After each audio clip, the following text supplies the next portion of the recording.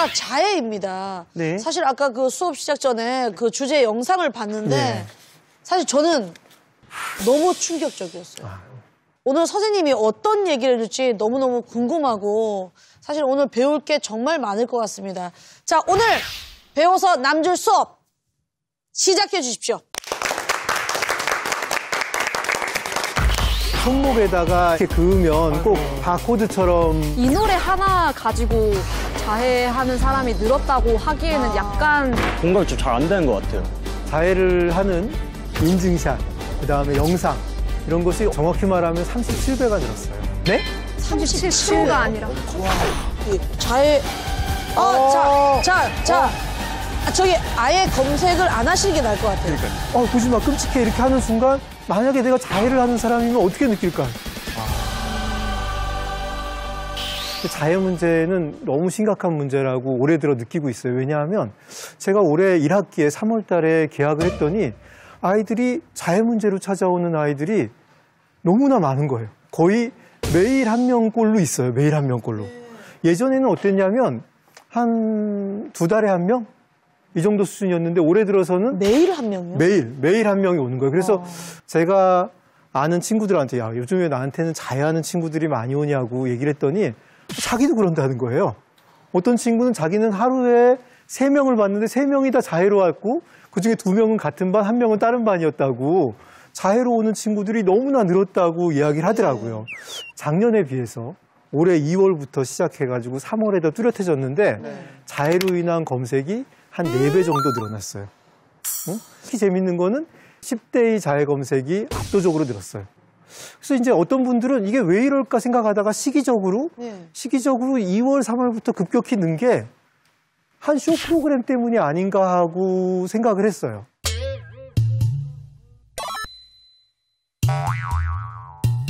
이 가사 아시는 분들 있으시죠? 응? 우리 친구들은 거의 다 알 것 같습니다. 네. 저도 아는 가사예요. 맞아요. 저도 아는 가사이기 때문에. 이게 자해와 관련된 겁니까? 사실 바코드라는 것이 이제 이것만 보면 알 수 없지만 네. 아이들이 이제 쓰는 은어이기도 하죠. 여기 보면 손목에다가 이렇게 그으면 꼭 바코드처럼 보여요. 응? 근데 이 가사는 굉장히 문학적으로 비유적으로 쓰여서 꼭 그것만으로 국한할 수는 없는 가사인데 이 친구가 또 방송에서 멋진 또 패션을 보여줬거든요. 이제 손목 보호대도 했잖아요. 손목 보호대는 자해하는 친구들에게 굉장히 상징적인 소품이에요. 왜냐하면 내가 손목을 긋는다는 거를 가려서 보이지 않게 하는 거잖아요. 이 노래 하나 가지고 자해하는 사람이 늘었다고 하기에는 약간 비약이 있는 것 같아요. 저도 조금 억지 같은 게 그냥 저 노래 하나로 그렇게 되는 거면은 약간 너무 억지로 생각. 예를 들어서 막 예전에 아저씨 같은 영화 나왔을 때 그렇지. 머리 밀면 나도 잘생겨질까 하면서 이렇게 미는 거랑 좀 다를 게 없어 보여가지고 공감이 좀 잘 안 되는 것 같아요. 저는 저 노래를 듣고 그 행동에 옮겼다는 것은 확신할 수 없지만 자해에 대해 생각해본 사람들이 적어도 1%는 있을 거라고 생각해요. 오해하지 마셔야 될 게 어떤 개인의 노래를 비난하려고 이런 가사를 보여드린 게 아니라 사회현상의 예시로 든 겁니다. 사실 정신과 의사들은 다들 이거를 이 친구가 자해를 유발했다고 생각하는 사람은 없어요. 오히려 거꾸로 이렇게 수면 밑에 감춰져 있던 거를 드러내는 데 도움이 됐다라고 생각을 하고 있어요. 정부에서도 조사를 해봤어요. 그래가지고 지난 7월 달에 조사를 해보니까 자해를 하는 자해 또는 자살과 관련한 이런 정보들, 인증샷, 그다음에 영상 이런 것이 어느 정도 늘었을까요?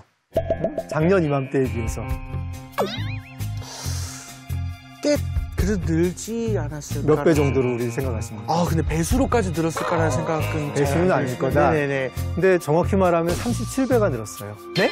37배. 37배? 퍼센트가 아니라 37%가 아니라 37배. 3,700%. 난 전혀 믿겨지지 않는. 여러분이 지금이라도 한번 지금 이제 많이 약간 삭제를 하고 있어요. 유해 정보라고 해서 차단도 하고 삭제도 하고 있음에도 불구하고 얼마든지 핸드폰을 꺼내가지고 검색을 해보면. 근데 이게 진짜 우리가 검색하면 그냥 나올 정도. 한번 검색을 한번 해보시죠. 그냥 자해. 자해라고 자해. 그냥. 또는 자해로. 보고 싶지 않아요. 뭐 자해 이렇게. 근데 너무 약간 꼭 볼 필요는 없습니다. 맞아. 응? 아니 36,000개. 36,000개? 그렇게 또. 아니 이거는 36,000개는 와 그냥 진짜다. 자해 글귀, 자해 일기, 자해 일기, 자해 그림 이런 게 다 있는 거예요 지금? 아까 보던 거 그대로 나오는데요? 저기 아예 검색을 안 하시는 게 나을 것 같아요. 그러니까요. 7만 개나 있다는 끔찍하네. 이게 현실인 게 너무 무섭네요. 보지 마세요. 진짜 보지 마세요. 이게 진짜? SNS로 검색하려고 하니까 무슨 지원받기가 있네. 도움이 필요하세요라는 안내문이 뜨는. 그게 이제 8월부터 이제 정부에서 그것이 굉장히 청소년들에게 영향을 줄 수 있으니까. 나는 안 볼래. 지금 보면은 사실 이거는 올해 조사도 아니고 작년, 재작년 조사였는데 중고생의 17.6%가 네. 17.6%가 자살에 대한 생각을 하고 자해를 갖다가 자기가 해본 친구들이 5%가 넘습니다. 5%면 어마어마하네요. 어마어마하죠. 예. 20명에 1명이니까 그래요. 교실에 1명씩 있는 거예요. 그러니까요. 정신과 의사로서는 정말 많이 놀라셨을 것 같아요. 예, 정신과 의사로서는 뭐 지금 이게 약간 비상 상황이라고 아. 생각을 하고 있죠. 아이들이 느끼고 있는 기본 감정이라는 것이 네. 이 마음 속에 저는 약간 분노가 있다는 생각이 들어요. 분노. 여러분은 이렇게 소셜 네트워크 같은데 이런 자해 인증샷이나 자해에 대해서 올리는 친구들의 마음이 좀 이해가 되시나요? 어떻습니까? 어떤 마음에서 올리는 것 같으세요? 좀 사람들한테 위로받고 싶어서. 위로받고 네. 싶어서. 제 음악을 들어주는 어린 친구가 어느 날 그런 걸 올린 걸 본 적이 있는데 초등학생 6학년이었나 너무 그랬는데 어린데. 그래서 새벽에 메시지를 해줬는데 근데 약간 아무도 집에서 신경을 안 써주니까 누가 봐줬으면 좋겠다고 생각해서 올렸다는 거예요. 맞아요. 무인도에서 몰수부호를 찍는 거예요.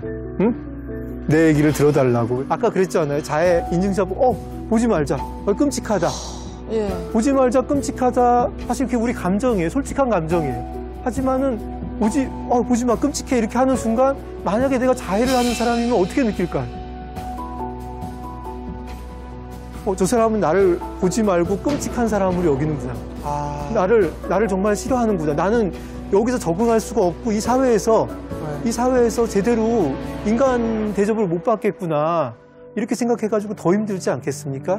이제는 우리가 그들을 이렇게 좀 포용하고 이들의 마음을 이해하려는 태도가 있을 때 이 친구들도 어떻게 보면 자기 삶을 더 소중히 여기고 잘 살아갈 수 있지 않을까. 그래서 오늘 자해하는 친구들의 마음이 어떨까? 자해를 하는 친구들이 많은 경우에 아프다라고 생각하기보다는 오히려 시원하다. 응? 이제 고통이 끝났다. 이렇게 생각하는 경우가 굉장히 많아요. 잘 이해하기가 어렵죠. 왜냐하면 이런 자해를 할 때 당연히 통증이 많을 수밖에 없을 거라고 생각을 하는데 별로 통증을 오히려 안 느끼고 해방감이 느끼거나 좀 오히려 시원해지고 마음이 평온해진다. 마음속에 확 평화가 찾아온다. 이렇게 느끼는 친구들이 굉장히 많습니다. 응? 우리가 마음의 고통을 이기기가 어렵냐, 몸의 고통을 이기기가 어렵냐 하면 차라리 마음의 고통이 훨씬 더 견디기가 어렵고 몸의 고통이 견디기가 더 쉬운 거예요. 그래서 내 마음의 복잡한 고통을 몸의 고통으로 바꾸기 위해서 자해를 하는 경우가 많이 있습니다. 근데요. 네. 정말 걱정돼서 하는 말인데요. 이렇게 자해를 계속 하다가 자살로 이어질 수도 있지 않을까요?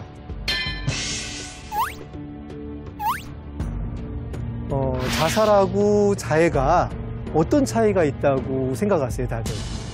약간 연습인 것 같기도 하고. 자해는 자살 연습이다. 예. 그럴 수 있죠, 충분히. 저는 자해는 고통을 느끼기 위해서 네. 하는 것 같고 자살은 고통을 끝내기 위해서 그렇죠. 하는 것 그렇죠. 같아요. 저도 되게 비슷한 의견이에요. 네. 그래서 뭔가 자해라는 걸 그냥 딱 봤을 때는 되게 살려달라고 말하는 것 같아요. 제가 봤을 때. 살려달라는 거. 굉장히 정확하게 알고 계신 것 같아요. 그래요? 사실 이게 어른들은 이렇게 생각을 잘 못합니다. 처음에는 우리 정신과 의사들도 좀 그렇게 봤어요. 네. 이 자해가 뭔가 자살의 신호다. 저 신호다 해가지고 자해하면 위험하니까 일단 정신과에 입원을 시켜서 집중적으로 치료를 해야 되겠다. 이렇게 생각을 했는데 이 친구들을 계속 만나다 보니까 이렇게 얘기를 하는 거예요. 선생님, 난 죽을 생각이 전혀 없어요. 그래요? 자해를 해야만 살 수 있을 것 같아가지고 자해를 한다고 이렇게 말하는 친구들이 많은 거예요. 그래서 아니, 살고 싶은데 왜 그래? 그냥 열심히 살면 되지. 이렇게 했는데 아니 그걸 안 하면 그냥 내가 죽을 것만 같아요. 그래서 자해를 해야만 살 수 있을 것 같아 자해를 한다고 하는 친구들이 많이 나오면서 지금은 비자살성 자해라는 개념이 새로 생겼습니다. 들어보셨는지 모르겠는데 한번 화면 한번 보여주세요. 지난 1년간 5일 이상 이렇게 했을 때 우리가 비자살성 자해라는 일종의 지금 병명을 붙여가지고 이 그룹을 좀 도움을 주려고 하고 있죠.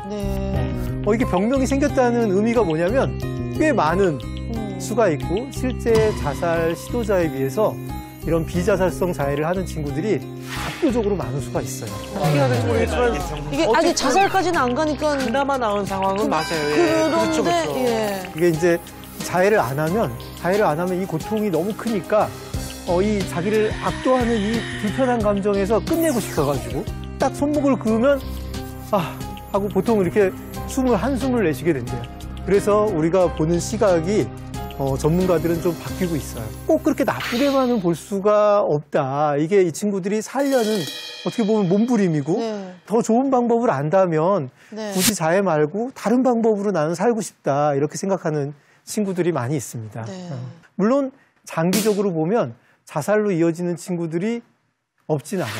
자해만 있는 게 아니라 다른 어떤 정신과적인 어려움, 예를 들어 우울증이라든지 아니면 술을 너무 많이 먹는다든지 아니면 다른 공황장애나 불안장애나 같은 다른 정신과적인 문제를 같이 가지고 있는 친구들은 자살로 이어지는 위험성이 좀 높은 걸로 돼 있습니다. 또 다른 오해들이 있어요. 화면을 한번 다시 볼게요. 네. 이게 굉장히 많이 하는 오해예요. 많이 보는 겁니다. 자해는 주변에 관심을 끌기 위해서 하는 게 아니냐. 근데 약간 그 SNS에 올리는 거는 좀 관심을 조금 끌려고 하는 게 아닐까라는 좀 생각이 들거든요. 무인도에서 도움을 요청하는 거지 관심을 끄는 거하고는 약간 차이가 있는 것 같아요. 예를 들어 우리 자해하는 친구들을 만나면 부모님 얘를 처음 발견했어요. 선생님, 얘 자해. 얘 이거 지금 하는 거 처음 봤다고 저한테 데리고 왔는데 아이하고 얘기해보면 자해 시작한 지 2년, 3년 됐어요. 병원을 처음 찾을 때 이미 아이들이 2, 3년 된 경우가 많아요. 2, 3년간 어떻습니까? 부모는 모르고 있었어요. 관심 끌려면 부모가 모를 수 있을까요? 아니요, 알아야죠. 처음부터 알았겠죠. 처음부터 알리면서 엄마나 자해하면서 이렇게 했겠죠. SNS 같이 공개적인 곳 말고 이렇게 직접적으로 인간관계가 있는 사람한테 보여주는 거는 어떤 의미가 가장 큰 거예요? 우리도 살다 보면 이런 마음 가지고 행동하는 날, 저런 마음 가지고 행동하는 날 있잖아요. 대부분은 보여주지 않으려고 해요. 대부분은 숨기려고 하다가 어느 날은 그냥 얘는 그냥 내 가까운 사람인 것 같고 내 말도 들어주는 것 같으니까 한번 보여줄까? 하고 보여준 것 뿐이에요. 그 친구가 보여주기 전에 이미 자해를 많이 했을 가능성이 많아요. 우리가 조사를 해보니까 자해를 상습적으로 하는 친구들 중에 남에게 관심을 끌려고 자해하는 친구는 4%밖에 되지 않아요. 96%는 관심을 끌려는 의도가 없어요. 제가 굉장히 좀 놀라운 하나의 예를 한번 들어보면 어떤 어머니가 초등학교 6학년짜리 아이를 데리고 와가지고 얘가 꼭 내가 바쁠 때면 자해를 한다. 그래서 얘가 엄마 사랑받으려고 엄마 관심 끌려고 이게 자해를 하는 게 아니겠냐 그랬더니 얘가 화를 내는 거야. 나는 전혀 그렇지 않다. 난 엄마 보여주려고 자해한 게 아니다. 얘기를 들어보니까 이런 거예요. 엄마가 사실 일이 바빠지고 많아지면 집안의 긴장감이 높아져요. 얘가 말해도 얘 말을 듣지 않아요. 귀 기울여 듣지 않고 얘가 말해도 이렇게 쳐내고 감정적으로 반응을 전혀 보이질 않아요. 그때 아빠가 와가지고 너는 네 할 일 제대로 안 하고 왜 엄마 바쁜데 너는 이렇게 놀고만 있냐 이렇게 얘한테 한마디를 던지는 거예요. 자기는 나름 노력하고 있거든요. 자기는 나름 노력하고 있는데 아빠가 또 자기를 공격하는 거예요. 그럼 아빠는 뭣도 모르면서 왜 나한테 뭐라 그러면 넌 다 커가지고 왜 이 모양이냐 이런 말을 하는 거죠. 그러면 사실은 집안 전체의 긴장감이 높아지고 이걸 얘가 감당 못해서 자해를 했던 거예요. 뭐 이 방송은 우리에게도 굉장히 중요하겠지만 네네. 부모님께서 꼭 보고 꼭 네. 알아두셔야 할 것들이 굉장히 많이 나오네요. 네, 그렇죠. 우리 어른들이 제일 네. 많이 하는 오해가 이 두 가지 오해거든요. 또 다른 오해 한번 볼게요. 자해하는 아이는 왕따가 아닐까. 전혀 아닐 것 같아요, 이건. 가끔 그러잖아요. 코미디언 중에도 밖에서는 굉장히 웃기는데 집에 가면 아무 말 안 하고 조용히 있는 사람도 있다고. 거의 그렇습니다. 많이들 그러죠. 직업적으로 이제. 아버지 말 없으시지? 한마디도 한마디도 안 하시죠? 이제 거의 그렇듯이 그렇습니다. 인싸인 친구들도 자해를 하는 친구들이 적지 않게 있어요. 근데 밖에서는 내가 완벽한 모습을 갖추려고 노력하다 보니까 너무너무 힘든 거예요. 왜냐하면 내 약점을 드러내면 사람들이 나를 욕할 것 같거든요. 공격할 것 같아서 완벽한 모습 갖추려고 노력하다가 집에 오면 그 긴장감을 풀려고 자해를 하는 경우도 있어요. 근데 이 친구들은 자해를 해도 드러나지 않게 하기 위해서 네. 보이지 않는 허벅지나 이렇게 안 보이는 방법을 많이 쓰는 경우가 있습니다. 주변 사람들 안 들키려고. 안 들키려고. 예. 그렇군요. 근데